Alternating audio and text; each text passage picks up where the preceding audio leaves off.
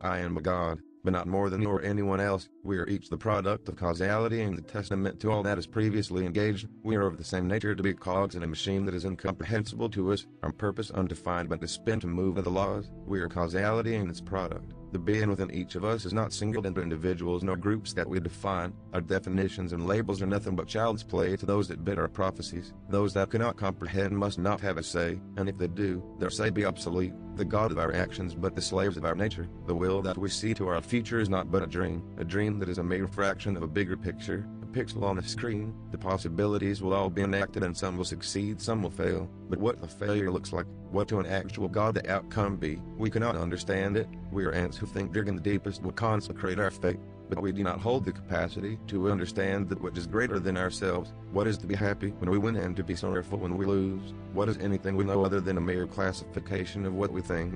What is to know but to seek out our own desires in a world of meaninglessness? What is knowledge but a sickness to the truth? What is word but untrue? An action the sole resultant of desire? Logic brings to man the nature that logic is subjective. Man has brought ignorance in the disguise of truth, and he does not know anything but it. We scourge ourselves among those who we deem best, but what be taste and meaning in a world that cares only of essence? Disagreement the basis of learning, and the only factor that brings upon progress. And how we measure cannot decide what is in essence good or bad. We are not sure if good or bad is the correct judgment to make. The simple transcription of thought brings up issue. How can one describe meaning to the next?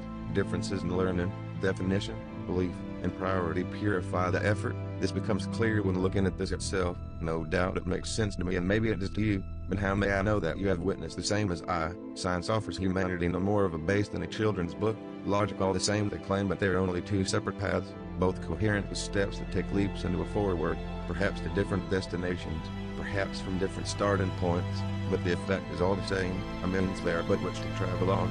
Perhaps that is the nature of man, to be nothing more than man, to settle on himself and be content within what he can understand, as to marvel at what the gods do would be futile. Perhaps it is not to be content, but to rather have his will carried on to change the future of others. But all is all the same, and either would simply be the action of man, and so comes the dilemma, like maths encountering a one-to-one scenario. Truth may be truths, but nothing are they from places not themselves. All is subjective, all is relative. So what can I do but be? What am I but a man? Who am I but myself? What can I do but act on my own behalf? Anything I do would be fulfilling my role. Whether it is to be influential or not matters not, but how I can determine purpose arises not from logic. How I feel must be from which I pluck my own destiny. My own self-fulfillment and happiness may not be bought from the source such that creates a large void of me. To satisfy myself I need only look at what I want, my desires, and so it is told in tales the people who defy all for what they want. They are the earth's gods, the immortals that live through history. They are known because others of man know only what they are taught, and think that what is desired offers only to others.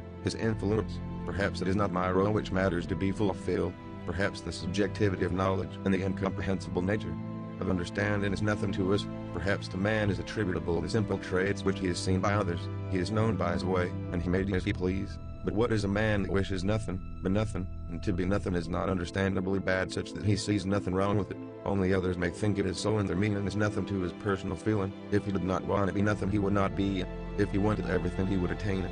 Gods among men are those who are themselves, those that fit their role. But then everyone has a role, and all are gods. And to achieve is to be oneself, and to be oneself is to be a product, and to be a product once again to produce. Perhaps this is what they call destiny, something only given meaning to those who are capable, something divine.